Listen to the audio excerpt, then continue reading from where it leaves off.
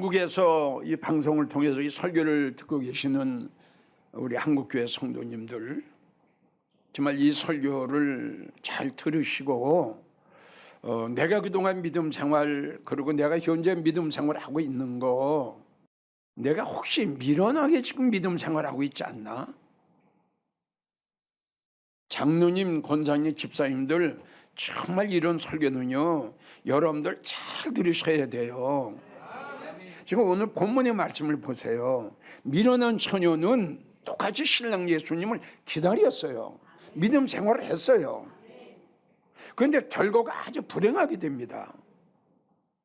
신랑 예수님을 기다렸어요. 우리가 쉽게 말하면 교회 나와서 주여 주 했어요. 충성도 했어요. 봉사도 했어요. 그런데 결과가 지금 이렇게 됐어요. 미련한 처녀가 버림을 받고 주님 앞에 찾아와서 문을 두드리니까 안 열어주셨어요. 그리고 뭐라고 말, 나는 너를 도무지 모르겠는데 왜 이렇게 불행하게 됐느냐. 결론은 뭐냐면 미련했다, 이겁니다. 미련하게 믿음 생활을 했기 때문에 지금 결과가 이렇게 불행하게 된 거예요. 여기서 설교하는 나도 마찬가지예요. 내가 정말 지혜롭게 슬기롭게 목회를 잘해야 예수님 만났을 적에 목회 잘했다고 칭찬받지요. 내가 미련하게 목회하면 똑같습니다. 나도 버림받습니다. 이게 얼마나 두려운 말이에요. 이사야 16장 12절을 보면은 정말 우리가 정신을 바짝 차려야 할 그런 말씀을 우리 하나님이 하셨어요. 이 말씀의 내용이 뭐냐 그러면, 네가 피곤하도록 봉사했으나, 네가 피곤하도록 충성했으나, 그리고 네가 성소에서 기도를 했으나 너의 봉사와 너의 기도는 무효다. 성도님들, 이 말씀을 우리는 어떻게 해석하고 어떻게 받아야 될까요? 피곤하도록 봉사했어요. 넘치도록 충성했어요. 기도 많이 했어요. 그런데 오늘 말씀을 보니까 이것도 무효? 이것도 무효. 다 무효야. 여러분, 믿음 생활하는 나와 여러분들, 우리 모두에게 이 말씀이 얼마나 중요한 말씀입니까? 모든 걸 다 버리고 어떻든 최선을 다해 내가 지금 목회하고 있는데, 예수님 만났을 때에 주님이 내가 너의 목회 인정할 수 없다. 예수님, 나는 최선을 다해서 목회를 했는데요, 주님이 나에게 하신 말씀이 너는 열심히 하긴 했는데 미련하게 했어. 그러면 어떡할 거예요? 정말 성도들이 열심히 해서 이렇게 하면은 천국에 가서 주님이 나에게 주시는 축복, 주님이 나에게 주시는 그 영광이 참 대단하겠다. 여기서는 못 먹고 여기서는 못 써도 주님으로 위해서 하자. 그렇게 하면은 천국에 가서 우리 예수님 만날 때 주님이 나 안아주시겠지. 정말 이러한 엄청난 천국의 소망을 가지고 최선을 다했는데 예수님 만나는 날 주님이 인정을 안 해주신다면 이게 얼마나 불행하고 얼마나 안타까운 일입니까? 그래서 우리는 미련하게 믿음 생활을 하지 말고 지혜롭게 슬기롭게 하자는 거예요. 자, 디도서 3장 10절인가 11절을 보면은요, 그 이단이 나옵니다. 그 이단에 속한 자를 만나면 한두 번 권면을 하라고 그랬어요. 거기는 진리가 아니다. 거기 있으면은 구원받기가 힘들다. 그런 데 가서 네가 충성하고 봉사하면은 하나님 예수님 만났을 때 그 상 못 받는다. 이렇게 한두 번 권면을 하고도 듣지 않으면 그냥 만나지 마라. 자, 주님이 이렇게 말씀하셔서. 근데 주님은 거기 인정하지 않는 교회야. 너 거기 가서 열심히 한 거예요. 그러면 주님이 이 충성 봉사를 인정하십니까? 자, 주님은 미리 말씀하셨죠? 말씀하셨죠? 이런 사람은 만나지도 마라. 한두 번 권면한 후에 그래도 듣지 않으면 그만둬라. 근데 하나님이 이렇게 말씀을 하셨는데 지가 밀어나고 지가 깨닫지 못하고 제가 하나님 말씀을 알지 못하니까 지 마음대로 한 거예요. 좀 쉬운 예를 들어서 우리 주위에는 지금 이단이 얼마나 많아요. 여러분, 이단은 성도가 아무리 많아도 하나님의 인정을 안 하는 단체입니다. 거긴 교회라기보다는 단체입니다. 단체. 그럼 하나님이 인정하지 아니하는 단체 가서 충성하고 봉사했으면 하나님이 인정을 하시겠어요? 바로 이겁니다. 우리 주위에는요, 이단들, 이상한 단체, 복음의 변질, 하나님의 이름을 빙자한 영적 사기꾼, 거짓 목자, 성도들의 영혼을 사냥하는 영적인 영혼의 사냥꾼, 엄청나게 많습니다. 정말 정신 바짝 차려서 여러분들, 지금 내가 나가는 교회는 어떤 곳인가, 내가 나가는 교회 목사님은 어떤 곳인가, 전에도 내가 여러분들에게 사정을 했잖아요. 한 번쯤 두드려 봐라. 예? 우리나라 속담에도 그런 속담이 있잖아요. 돌다리도 두들겨 봐라. 예? 우리 모두에게 이 말씀이 얼마나 소중합니까? 소중하다라기보다 내가 실패냐 성공이냐, 내가 기뻐하며 춤을 출 거냐, 가슴을 치며 통곡하고 슬피 울 거냐, 문제가 여기에 달렸습니다. 여기에. 여러분들은 미련한 자가 아니라 슬기로운 자가 되기를 원합니다. 자, 그 미련한 자의 특징을 여러분들에게 좀 소개를 하고자 합니다. 미련한 자의 특징은 글자 그대로 미련합니다. 그래서 이 미련한 사람은 이사야 6장 9절을 보면요, 설교를 들어요. 듣기는 들어도 깨닫지 못한다, 이렇게 나와요. 이게 깨닫지 못하는 것이 미련한 자의 특징입니다. 잠언 23장 9절을 보면은 미련한 자에게는 권면도 하지 마라, 훈계도 하지 마라, 책망도 하지 마라. 왜? 그 미련한 자는 그 책망과 권면의 말을 무시한다는 거예요. 안 듣는다는 거예요. 없인 여긴다, 이렇게 나와요. 미련한 자에게 이야기하지 마라. 이 맞아요.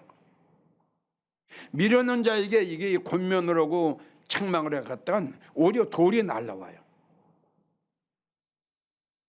잠언 1장 9절도 미련한 자는 훈계를 멸시한다.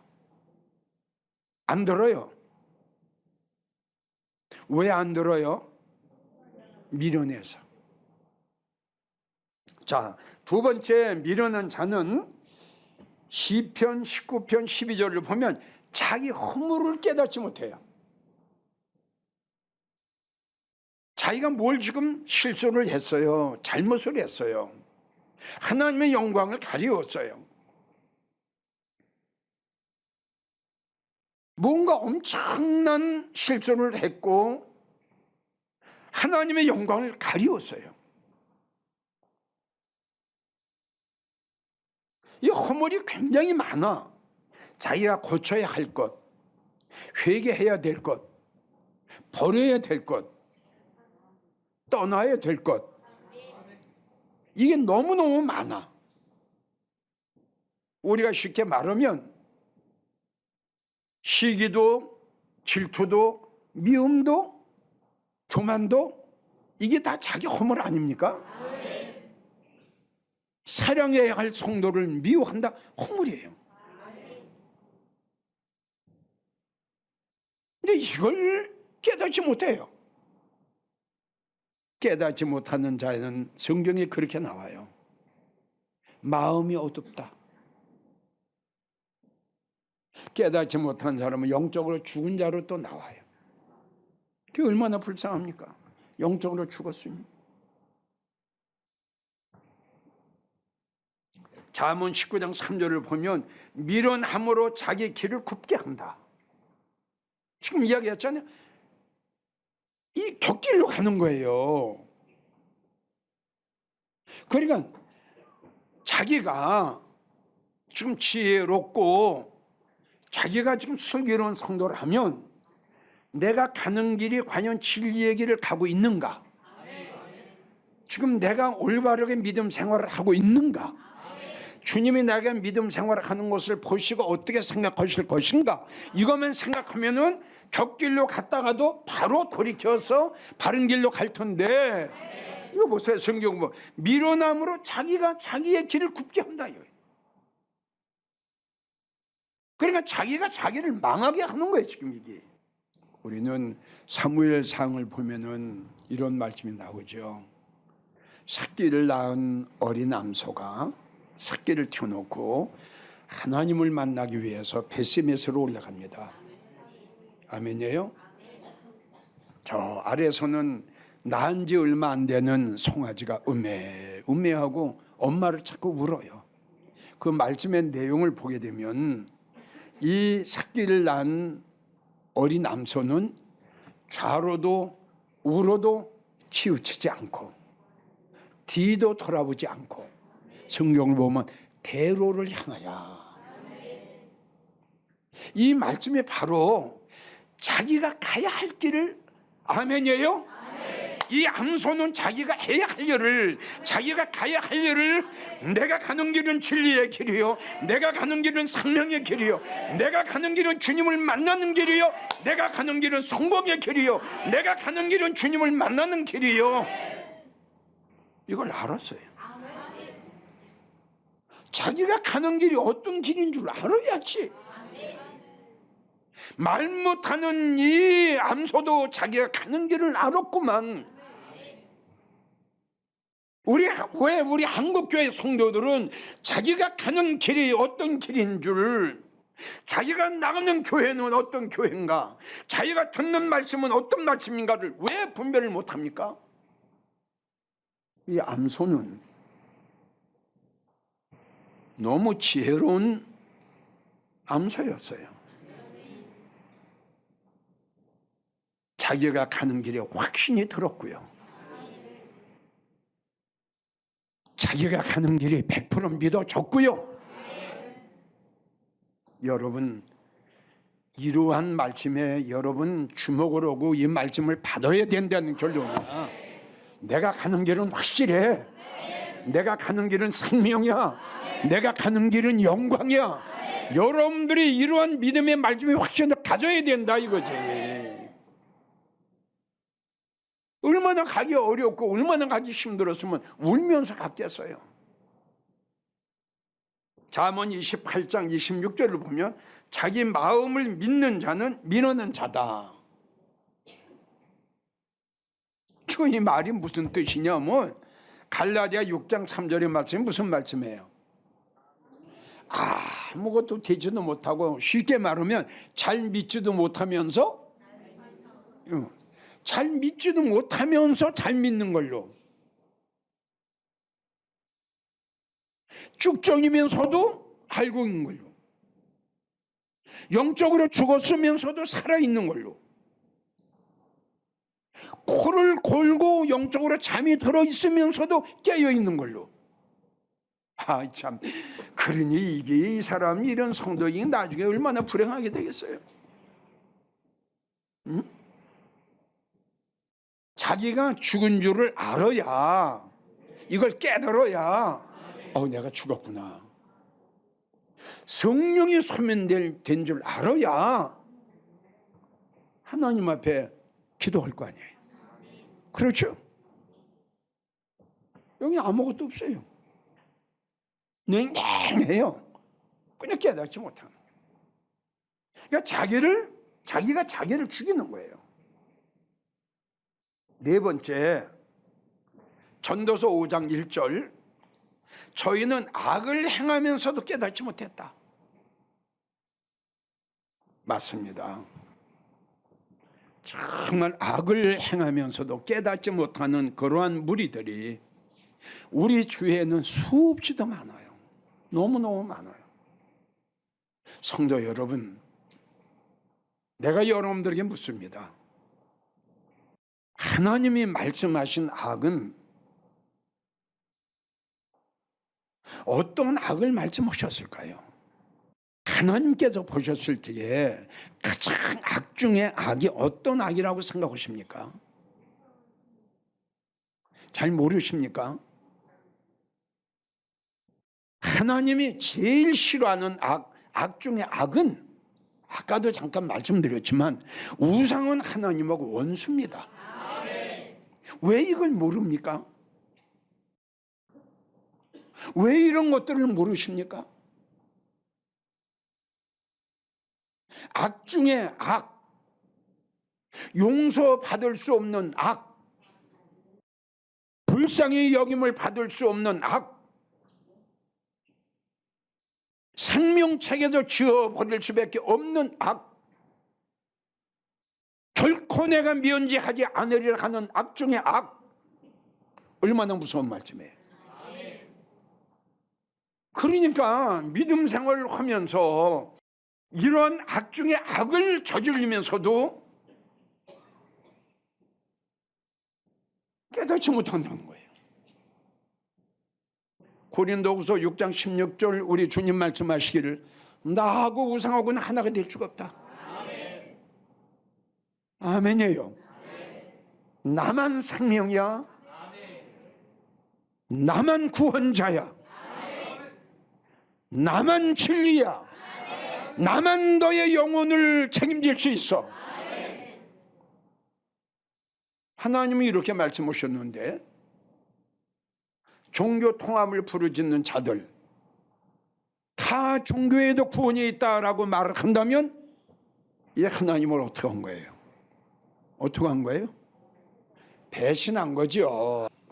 그래서 에스겔 14장 11절인가 거기를 보면은, 너희가 우상으로 인하여 나를 배신했으니 나 또한 너를 용서하지 않을 거고, 불쌍히 여기지도 않을 거고, 용서하지도 않을 거고. 이 성경책 속에 기록된 모든 저주를 내가 너에게 그냥 쏟아버리겠다. 여러분, 하나님이 얼마나 보시기에 싫으셨으면 아예 생명책에서 영원히 그냥 치워버리시겠다고까지 했어요. 여러분, 이게 우상을 섬기는 자들에게 하신 말씀이에요. 믿어져요? 성도 여러분, 내가 다시 말씀드릴게요. 아까 창세기 49장 6절 하나님 말씀하셨어요. 저들의 집회에 참여하지 마라. 그리고 상관도 하지 마라. 그 말씀이 신약으로 쭉 올라와서 우리 예수님이 사도 요한에게 보여주신 것이 요한계시록 18장 1절에서 5절. 너는 거기서 나와라. 그래야 재앙을 받지 않고, 거기서 너 나오지 않으면 큰 재앙을 받게 되는데, 저들이 지금 나에게는 엄청난 악을 지금 범하고 있다. 하나님은 우리에게, 하나님도 예수님도 우리에게 이렇게 말씀하셨어요. 근데 하나님이 저들의 집회에 참여하지 말라고 하는 집회에 참석해서 충성 봉사하면 그 봉사 하나님 받으시겠느냐 이거죠. 자, 마지막으로 이제 5번째, 전도서 8장 17절, 아노라 할지라도 깨닫지 못한다. 이거는 그동안 여러분들에게 여러 번 말씀을 드렸어요. 이 교만한 자예요. 성경을 많이 보고 성경을 많이 알고 성경을 많이 공부한 분들, 많이 안다 할지라도 얼마나 오래 믿었느냐, 얼마나 성경을 많이 아느냐, 이것도 중요하지만 그것보다 더 중요한 건 뭐예요? 나를 바라볼 줄 아는 거예요. 나의 잘못을 깨닫을 수 있는 거예요. 아멘. 자, 마지막으로 크게 2번째, 미련는 자의, 지금 제일 첫 번째, 미련는 자의 특징은 제일 첫 번째가 뭐예요?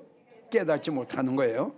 그러니까 미련는 자의 2번째 특징이 뭐냐면 분별을 못해요. 선과 악을 분별을 못해요. 진리와 비진리, 참목자와 거짓목자, 생명의 말씀과 세상의 말과 비교 분별을 못하는 거예요. 그래서 에스겔 22장 26절, 거룩함과 속된 것을 분별치 못한다. 내가 들어야 할 말씀, 듣지 말아야 할 말, 이걸 가릴 줄을 몰라요. 분별을 못해요. 우리 주님은 우리에게 마태복음 24장 4절을 보면 사람의 미혹을 조심하라 이렇게 말씀하셨죠. 그리고 에베소 5장 6절, 누구든지 헛된 말로 너희를 속이지 못하게 해라. 야고보 1장 16절, 사랑하는 성도들아 거짓 것들에 속지 마라. 이렇게 많이 디모데후서 3장 13절, 속이는 자들은 속이기도 하고 속기도 하고. 그래서 우리가 미혹을 당하지 않으려면, 유혹을 당하지 않으려면 어떻게 해야 돼요? 분별력이 있어야 돼. 그러니까 이단에 지금 미혹되고 진리가 아닌, 생명이 없는, 구원이 없는, 하나님이 인정하지 않으시는 그러한 단체에 가서 믿음 생활을 한다고 하는 성도들이 우리 한국교회 수십만이 있습니다. 이들이 왜 미혹을 당했을까요? 분별을 못했어요. 아모스 2장 4절을 보면은 너희가 따라가던 거짓 것에 미혹당하고 속았다. 왜 따라갔죠? 진리인 줄 알았어요. 생명인 줄 알았어요. 이 길을 따라가면, 이 길을 가면, 이 설교를 들으면, 내가 여기 가서 충성하고 봉사하면 주님 만났을 때에 큰 상을 받겠지.